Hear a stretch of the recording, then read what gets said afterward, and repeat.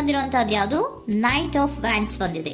ಯಾವುದೋ ಕೆಲವೊಂದು ನಿರ್ಧಾರಗಳನ್ನ ಮಾಡ್ತಾ ಇರುವಂತಹದ್ದು, ಧೈರ್ಯದಿಂದ ಕೆಲವು ನಿರ್ಧಾರಗಳನ್ನ ನೀವು ಮಾಡ್ತಾ ಇರುವಂತಹದ್ದು ರೆಪ್ರೆಸೆಂಟ್ ಆಗ್ತಾ ಇದೆ. ಆಕ್ಷನ್ಸ್ ಅನ್ನ ತಗೋತಾ ಇರುವಂತಹದ್ದು ನಿಮಗೆ ರೆಪ್ರೆಸೆಂಟ್ ಆಗ್ತಾ ಇದೆ ಬಾಟಮ್ ಆಫ್ ದ ಡಕ್ ಅಲ್ಲಿ. ಓಕೆ, ಇನ್ ನಿಯರ್ ಪಾಸ್ಟ್ ನಲ್ಲಿ ಏನಾಗಿದೆ? ನಿಮ್ಮ ಲವ್ ಲೈಫ್ ನ ವಿಚಾರವಾಗಿದ್ರೆ ದ ಫೂಲ್ ಕಾರ್ಡ್ ರೆಪ್ರೆಸೆಂಟ್ ಆಗಿದೆ. ತುಂಬಾನೇ ಚೆನ್ನಾಗಿದೆ, ಜಾಯ್ಫುಲ್ ಆಗಿತ್ತು, ಬಿಗಿನಿಂಗ್ ತುಂಬಾ ಚೆನ್ನಾಗೇ ಇದೆ. ಕಾರ್ಡ್ ಬಂದಿರುವಂತಹದ್ದೇನು? ವೀಲ್ ಆಫ್ ಫಾರ್ಚೂನ್ ಬಂದಿದೆ.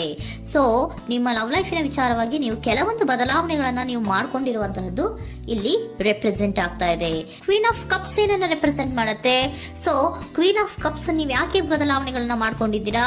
ಕೆಲವೊಂದು ರೀತಿಯ ಸ್ಟೇಬಲ್ ಇರಬೇಕು, ಬಹಳ ಕೇರ್ ಅನ್ನ ಮಾಡ್ತಾ ಇರುವಂತಹದ್ದು, ಲವ್ ಲೈಫ್ ನ ವಿಚಾರವಾಗಿ ಬಹಳಷ್ಟು ಇಂಟ್ರೆಸ್ಟ್ ಅನ್ನ ತಗೊಂಡಿರುವಂತಹದ್ದು ನಿಯರ್ ಪಾಸ್ಟ್ ನಲ್ಲಿ ರೆಪ್ರೆಸೆಂಟ್ ಆಗ್ತಾ ಇದೆ. ಓಕೆ, ಎಟ್ ಪ್ರೆಸೆಂಟ್ ನಲ್ಲಿ ಯಾಕೋ ನಿಮ್ಮಲ್ಲಿ 2 ಆಪ್ಷನ್ಸ್ ಗಳಿರುವಂತಹದ್ದು ರೆಪ್ರೆಸೆಂಟ್ ಆಗ್ತಾ ಇದೆ. ಯಾಕೋ 2 ಆಲೋಚನೆಗಳನ್ನ ನೀವು ಮಾಡ್ತಾ ಇರುವಂತಹದ್ದು ಅಟ್ ಪ್ರೆಸೆಂಟ್ ನಲ್ಲಿ ರೆಪ್ರೆಸೆಂಟ್ ಆಗ್ತಾ ಇದೆ. 2 ಆಯ್ಕೆಗಳು ನಿಮ್ಮಲ್ಲಿ ಇರುವಂತಹದ್ದು, 2 ಆಲೋಚನೆಗಳನ್ನ ಮಾಡ್ತಾ ಇರುವಂತಹದ್ದು, ಏನೋ ಒಂದು ರೀತಿಯ ಕನ್ಫ್ಯೂಷನ್ಸ್ ಅಲ್ಲಿ ಇರುವಂತಹದ್ದು ನಿಮ್ಮ ಲವ್ ಲೈಫ್ ನ ವಿಚಾರವಾಗಿ ರೆಪ್ರೆಸೆಂಟ್ ಆಗ್ತಾ ಇದೆ. ಓಕೆನಾ? ಸೆಕೆಂಡ್ ಕಾರ್ಡ್ ಯಾವ್ದು ಬಂದಿದೆ? 10 ಆಫ್ ಕಪ್ಸ್ ಬಂದಿದೆ. ಸೊ 10 ಆಫ್ ಕಪ್ಸ್ ನಿಮ್ಗೆ ಫುಲ್ಫಿಲ್ಮೆಂಟ್ ಇರುತ್ತೆ, ಸಮಾಧಾನ ಇರುತ್ತೆ, ಖುಷಿಯಾಗಿರುತ್ತೆ ಅನ್ನೋದು ನೀವು ಆಲೋಚನೆಯನ್ನ ಮಾಡಿದ್ರಿ. 2 ಆಯ್ಕೆಗಳಲ್ಲಿ ಯಾವ್ದನ್ನ ಸೆಲೆಕ್ಟ್ ಮಾಡಬೇಕು? ಸೆಲೆಕ್ಟ್ ಅನ್ನ ಮಾಡ್ಕೊಂಡ್ರೆ ನನಗೆ ಖುಷಿಯಾಗಿರುತ್ತೆ, ಸಮಾಧಾನ ಆಗುತ್ತೆ ಅನ್ನೋಂತ ಯೋಚನೆಯನ್ನ ಒಂದು ಸಾರಿ ಮಾಡಿದ್ರೆ, ಇದರ ಮತ್ತೊಂದು ಸಾರಿ ನೀವೇನ್ ಅನ್ಕೋತೀರಾ? ಏನಾದ್ರು ನನಗೆ ಇದರಿಂದ ಮೋಸ ಆಗುತ್ತಾ, ಅಥವಾ ಇದರಿಂದ ನನಗೇನಾದ್ರು ತೊಂದರೆ ಆಗುತ್ತಾ, ನನ್ನನ್ನು ನಾನು ರಕ್ಷಣೆ ಮಾಡ್ಕೋಬೇಕಾಗತ್ತಾ ಅನ್ನೋಂತಹ ಆಲೋಚನೆಯನ್ನು ಕೂಡ ನೀವು ಮಾಡುವಂತದ್ದು ರೆಪ್ರೆಸೆಂಟ್ ಆಗ್ತಾ ಇದೆ. ಯಾಕೋ ನಿಮ್ಮಲ್ಲಿ ಸಮಾಧಾನ ಇಲ್ಲ, ಕನ್ಫ್ಯೂಷನ್ಸ್ ಇದೆ, 2 ಆಯ್ಕೆಗಳು, ಯಾವ ನಿರ್ಧಾರವನ್ನ ಮಾಡಬೇಕು ಗೊತ್ತಾಗ್ತಿಲ್ಲ. ಸೊ ಅದಕ್ಕೆ ನೋಡಿ, ನೀವು ಬೇಜಾರಿನಿಂದ ಮೂವಿಂಗ್ ಆನ್, ಬದಲಾವಣೆ ಆಗ್ತಾ ಇರುವಂತಹದ್ದು ರೆಪ್ರೆಸೆಂಟ್ ಆಗ್ತಾ ಇದೆ.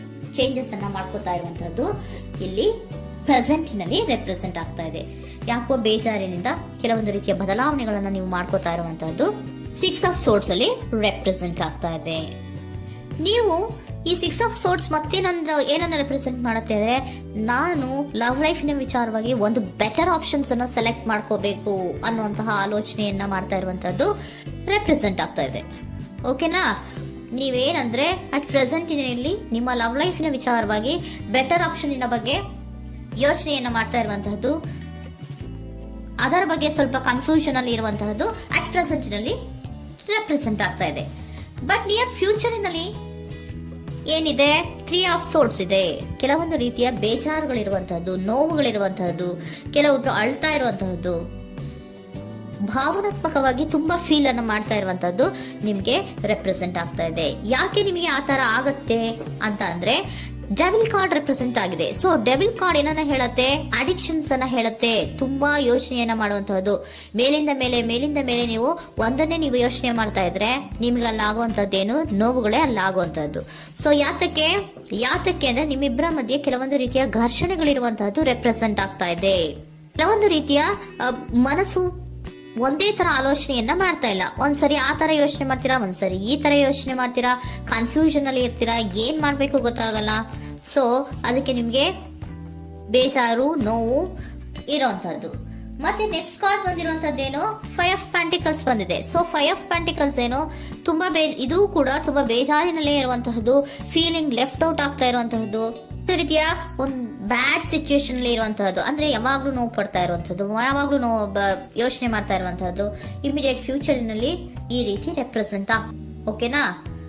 ಸೊ ದ ಮೂನ್ ಕಾರ್ಡ್ ಏನನ್ನ ರೆಪ್ರೆಸೆಂಟ್ ಮಾಡುತ್ತೆ ಅಂದ್ರೆ, ರಿಯಾಲಿಟಿಯ ಕಡೆಗೆ ಹೆಚ್ಚು ಗಮನ ಕೊಡದೇ ಇರುವಂತಹದನ್ನ ರೆಪ್ರೆಸೆಂಟ್ ಮಾಡುತ್ತೆ. ಓಕೆನಾ? ಇದಿಷ್ಟು ನಿಮ್ಮ ಸ್ವಂತಿನ love reading.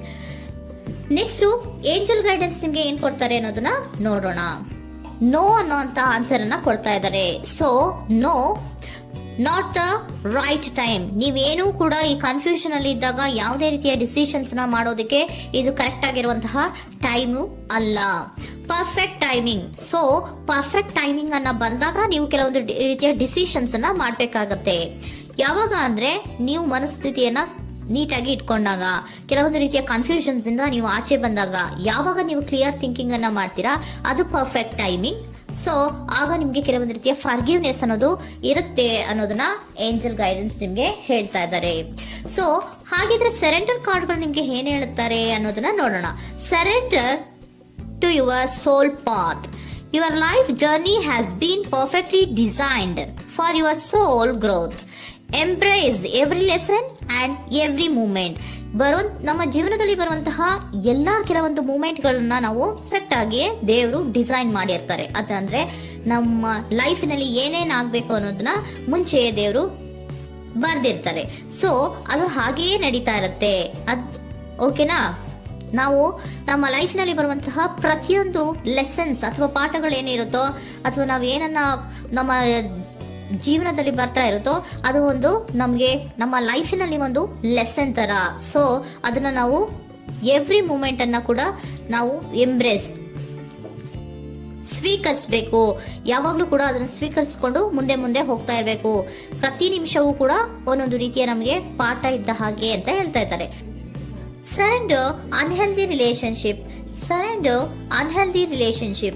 Let go a relationship that don't serve you, including unavailable or toxic people. You deserve to be treasured by others and to be surrounded by positive people. Unhealthy relationship ನ ಕಡೆಗೆ ಹೆಚ್ಚು ಗಮನವನ್ನ ಕೊಡಬೇಡಿ. ಈ toxic people ನ ಕಡೆಗೆ ಹೆಚ್ಚು ಗಮನವನ್ನ ಕೊಡಬಾರ್ದು. So ಯಾವಾಗ್ಲೂ ನಾವು ಪಾಸಿಟಿವ್ ಆಗಿ ಥಿಂಕ್ ಮಾಡುವಂತಹ, ಪಾಸಿಟಿವ್ ಆಗಿ ಆಲೋಚನೆ ಮಾಡುವಂತಹ ಜನಗಳ ಜೊತೆಯಲ್ಲಿಯೇ ನಾವು ಹೆಚ್ಚು ಇರಬೇಕು ಅನ್ನೋದನ್ನ ನಿಮ್ಗೆ ಸರೆಂಡರ್ ಕಾರ್ಡ್ ಹೇಳ್ತಾ ಇದ್ದಾರೆ.